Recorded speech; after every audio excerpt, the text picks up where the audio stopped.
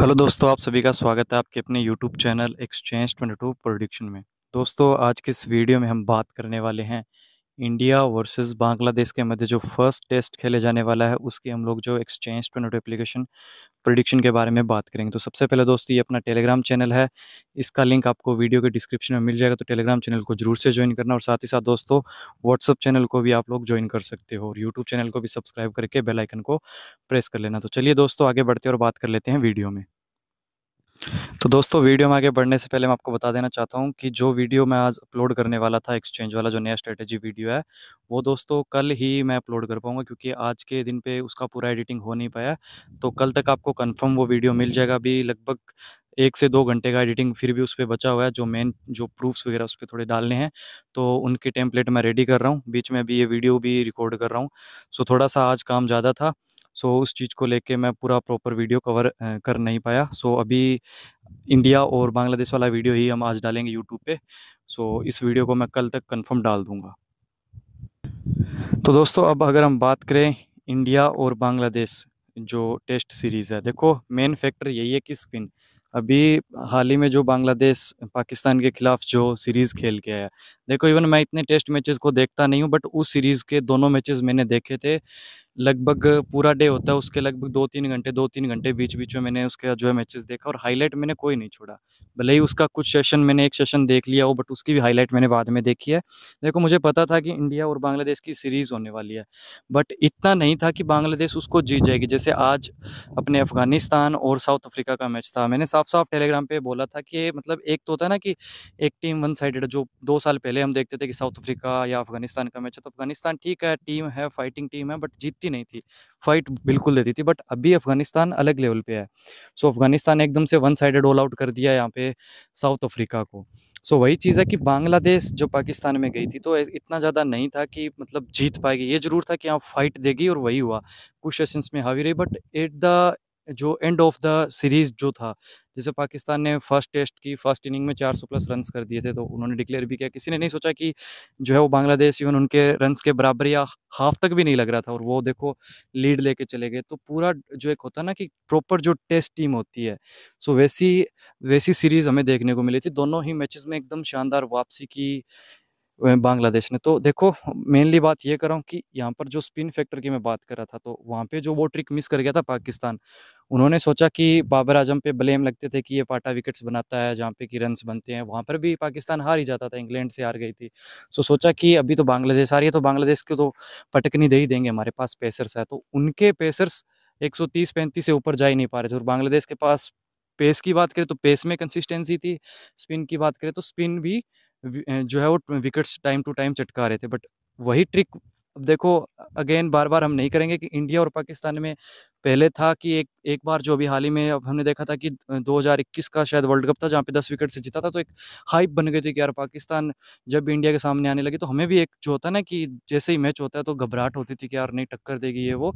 But देखो वो hype भी खत्म हो गई। अब तो ऐसे-ऐसे बातें होने लगी है कि पाकिस्तान क्रिकेट का एंड हो गया है या खत्म होने वाला है। इवन पाकिस्तान तो अब टेस्ट रैंकिंग में भी 8वें नंबर पे आ गया, तो बांग्लादेश भी उनसे ऊपर चला गया। सो बांग्लादेश देखो पाकिस्तान से जीत के आई है, अंडर एस्टिमेट नहीं कर सकते, बट नो डाउट इंडिया बहुत ज़्यादा स्ट्रॉन्ग टीम है, बहुत ज़्यादा स्ट्रॉन्ग है। और इवन जब इंडिया में आप आ रहे हो दौरा करने, तो हराना तो बिल्कुल जो ना वन साइडेड हो जाता है। सो बट मेनली ये है कि हाँ, पोटेंशियल है टीम में, हल्का नहीं ले सकते। सो वो हमारे लिए एक हेल्पफुल रहने वाला है। तो मेनली अब बात कर लेते हैं हम स्पिन फैक्टर की। देखो अगर हम बात करें, मोस्ट प्रोबेबली अगर टीम इंडिया पहले बैटिंग करता है टॉस जीत के, क्योंकि देखो अगर फर्स्ट इनिंग इंडिया खेलता है, फिर देन सेकंड बांग्लादेश खेलने आएगी, थर्ड इंडिया खेलेगी, तो फोर्थ में इंडिया जरूर चाहेगी कि बांग्लादेश चौथा दिन या चौथा जो सेकंड इनिंग जो है वो अपना चौथे दिन तक खेले, है ना। तो उससे क्या होगा कि वहाँ पर स्पिन थोड़ा सा ज़्यादा गेम में आता है, तो लगभग चौथा पाँचवें दिन पर जो टीम बैटिंग करती है उनके लिए टफ हो जाता है। जो भी टॉस जीतेगी वो पहले बैटिंग करेगी, और बैटिंग के अंदर देखो मोस्ट प्रोबेबली अगर मैं बात करूँ, तो आपको ऑलराउंडर पे फोकस करना है, लाइक जो अच्छी खासी स्पिन डालते हो और जो रन्स भी कर सकते हैं। तो अब रेट के अकॉर्डिंग मैं कुछ आपको ऐसे प्लेयर सजेस्ट करूँगा। अब देखो मेरा मेन यही है कि अगर फर्स्ट गेम हम लेस खेलें, तो हमें कंडीशंस का पता लग जाता है। अब विकेट्स तो देखो स्पिन ही देखने को मिलेगी। कहीं अगर घास भी होगा ना, ग्रास जो हम देखते हैं, भले ही वो हो, उसमें इंडियन पेसर्स और पाकिस्तान पेसर्स के बीच में भी दिन रात का फ़र्क है। तो दोनों टीमों के पास, इंडिया के पास ज़्यादा तगड़े पेसर्स हैं, बट बांग्लादेश के पास भी ऐसे पेसर्स हैं जो कि 145 प्लस केपीएस की बॉल डाल सकते हैं। सो अगर इंडिया पहले बैटिंग करता है, देखो यशस्वी जायसवाल स्टार्टिंग में जब डेब्यू किया टेस्ट के अंदर वन साइडेड छाए हुए थे, कोई सी भी टीम हो शतक 50 मतलब ऐसा स्कोर कर रहे थे, बीच में एक प्रकार से डाउनफॉल आ गया ओडीआई या टी20 फॉर्मेट या अभी आईपीएल में भी, मतलब ऊपर नीचे था इनका। बट अगेन जब भी जायसवाल वापसी करते हैं तो तगड़ा खेलते हैं। अभी इंडिया ए वाले मैचेस चल रहे थे, वहाँ पे भी इतना कुछ खास नहीं कर पाए, जहाँ पर कितने जो होता है ना चैलेंजिंग बॉलर भी नहीं थे। बट मैं आपको हमेशा बोलता हूँ कुछ ऐसे प्लेयर्स होते हैं जो कि डोमेस्टिक लेवल के लिए बने होते हैं, कुछ ऐसे होते हैं जो कि फ्रेंचाइज क्रिकेट के लिए, जैसे कि आईपीएल, सीपीएल, पीएसएल, ऐसी जो प्रीमियर लीग खेलते हैं उनके लिए बने होते हैं। बट इंडिया वाले तो देखो प्रीमियर लीग के नाम पे सिर्फ इंडियन प्रीमियर लीग ही खेलते हैं, या डोमेस्टिक जो टी20 टूर्नामेंट चलते रहते हैं वो खेलते हैं, या फिर अपने हो गए रणजी हो गया, है ना, तो यही होता है, यही मैचेस खेलते हैं। सो ये इंटरनेशनल लेवल पे आते आते बहुत ज़्यादा परिपक्व हो जाते हैं। सो कहने का मतलब जायसवाल अभी 66 रुपीज़ पर शेयर में है। अगर ये हाफ सेंचुरी मारते हैं 50 पॉइंट देंगे। अब ओडीआई और टी20 में क्या होता है, 1 रन का 1 पॉइंट मिलता है। टेस्ट के अंदर 1 रन का जो है वो 0.5 मतलब आधा पॉइंट मिलेगा।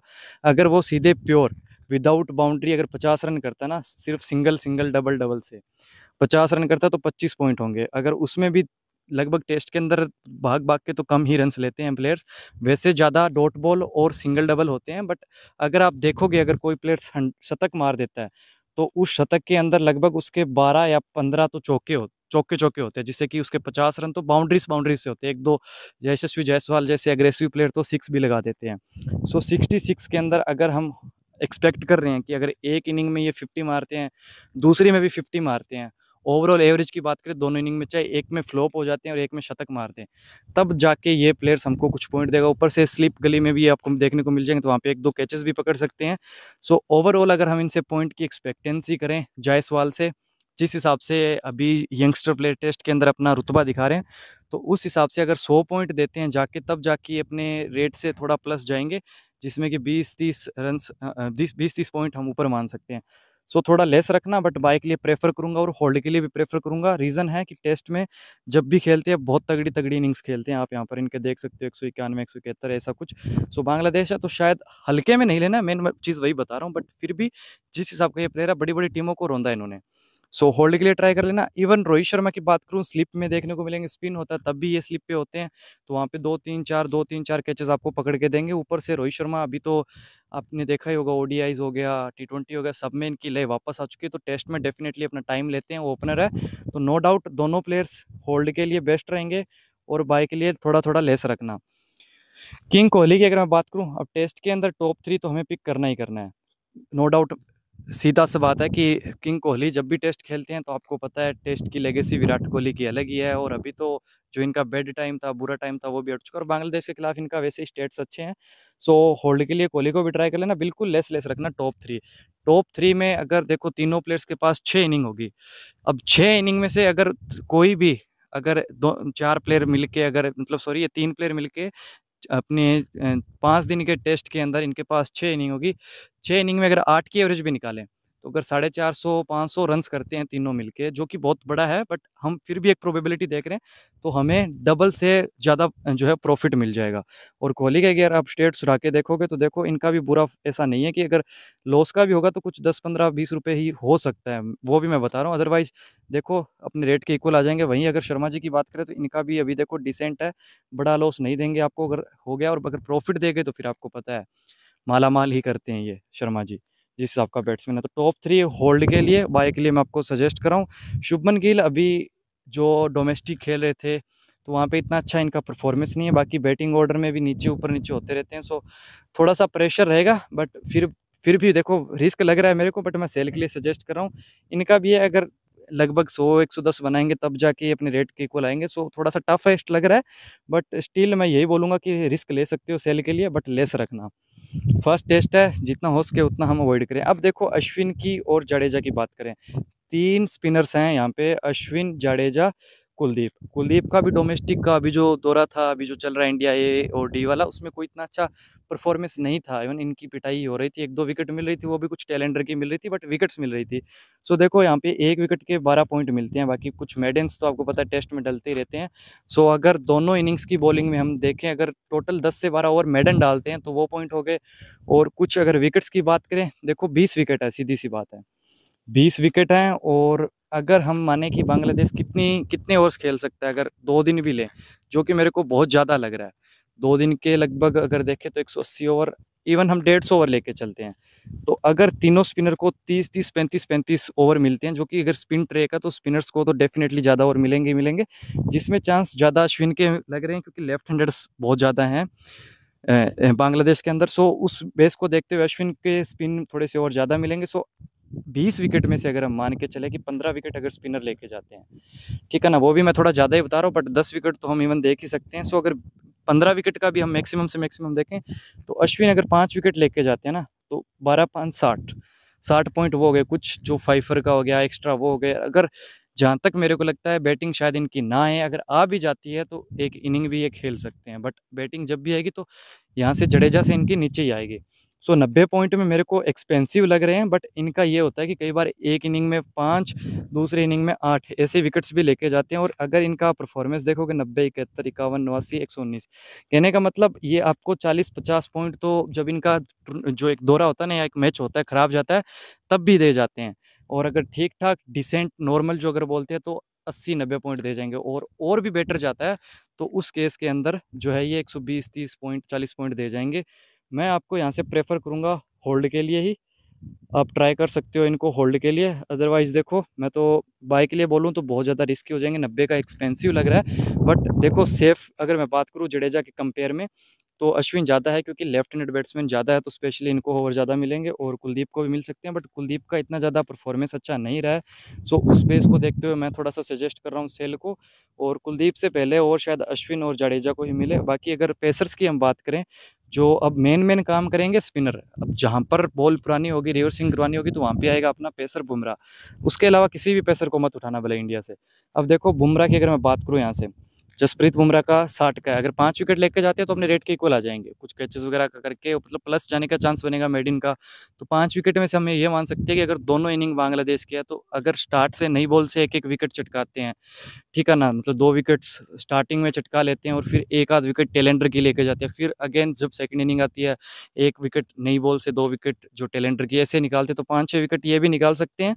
तो उस चीज़ को देखते हुए 60 रुपये में ये भी कोई बुरी चॉइस नहीं है। अगर हो सकता है कि 6 विकेट स्पिनर ले जाए, फिर 4 विकेट बची हुई बुमराह को आ जाए टेलेंडर की, तो टेलेंडर के टाइम पेसर ही होगा मोस्ट प्रोबेबली। सो 60 रुपये पर शेयर में बुमराह भी बेस्ट चॉइस लग रही है, और होल्ड में भी ट्राई करना, लेस रखना बिल्कुल, रिटर्न के अकॉर्डिंग इन्वेस्ट कर सकते हो। तो 4 पिक्स यहाँ पे मैं आपको सजेस्ट कर रहा हूँ, और 5वीं होल्ड के लिए है अपने अश्विन की। बाकी कुलदीप मैं सेल के लिए थोड़ा सजेस्ट कर रहा हूँ, शुभमन गिल को भी थोड़ा सेल के लिए सजेस्ट करूँगा। पंत देखो as a wicket keeper batsman देखते हुए मैं आपको ये सजेस्ट करूँगा, इंडिया अगर पहले बैटिंग करे तो ऋषभ पंत बाय के लिए बढ़िया चॉइस बनेगी, कोई बुरी बात नहीं है। अगर बांग्लादेश चौथे दिन बैटिंग करेगा तो स्टंपिंग का भी चांस बनेगा, ठीक है ना, कदमों का इस्तेमाल तो करना ही पड़ेगा फिर, तो वैसा ही होगा। बाकी कीपर के पास वैसे ही कैचेस तो ज़्यादा आते ही है, 4-4, 5-5 कैचेस आ जाते हैं। सो उस चीज़ को देखते हुए मैं पंत को सजेस्ट करूंगा 66 बाय के लिए। अब आ जाते हैं अपने बांग्लादेश की तरफ, 47 मुशफिकुर रहीम, बढ़िया डिसेंट चॉइस लग रही है। देखो जिस हिसाब से इनका हाल ही का दौरा गया, वो तो आप देख ही सकते हो कि जिस हिसाब से इन्होंने पॉइंट्स दिए हैं, बट फिर भी अगर हम बात करें, ये रेट 30-40, ये प्लेयर जो इस रेट के अकॉर्डिंग 30-40 पॉइंट वैसे ही नॉर्मली दे ही जाता है। सो 47 में एक डिफरेंशियल चॉइस आप ट्राई कर सकते हो। और Liton Das as a wicket keeper batsman, अभी थोड़ा सा इनके अंदर फ्लो दिख रहा है, जैसे जैसे आईपीएल खेलते हैं गुरबाज की तरह इनका भी कॉन्फिडेंस लेवल जो ऊपर है। सो स्टार्टिंग में स्ट्रगल करती है बांग्लादेश, बट टीम को जो सर्वाइव करते हैं वो यही प्लेयर है जो कि टीम को बचाते हैं या टीम का संभालते हैं विकेट गिरने के बाद। तो लिटन दास, मुशफिकुर रहीम, और उसके बाद अगर हम बात करें साकिबुल हसन की, 80 रुपये सेल के लिए मेरे को सबसे बेस्ट चॉइस लग रही है इस गेम की, विदाउट एनी रीज़न। भले ही ये देखो अभी पाकिस्तान के खिलाफ इन्होंने बॉलिंग की थी, कई बार इन्होंने बैटिंग में इनका वो नहीं है अभी फ्लो, और वो पाकिस्तान थी तो कुछ ठीक ठाक इन्होंने कुछ कर दिया था, अदरवाइज बैटिंग में इतना कुछ नहीं था। बॉलिंग से ठीक है विकेट्स चटका गए थे वो, हम ऐसा बोल सकते हैं कि टेस्ट में 8वें नंबर की और पहले नंबर की टीम में बहुत फ़र्क होता है। तो सीधी सी बात है, अगर कोई टीम पहले नंबर पे है, लाइक इंडिया पहले नंबर पे है, तो कुछ ना कुछ बात है, तभी तो है ना। तो Shakibul Hasan without any reason 80 रुपये, मैं आपको यही बोलूँगा सेल के लिए बढ़िया पिक बनेगी।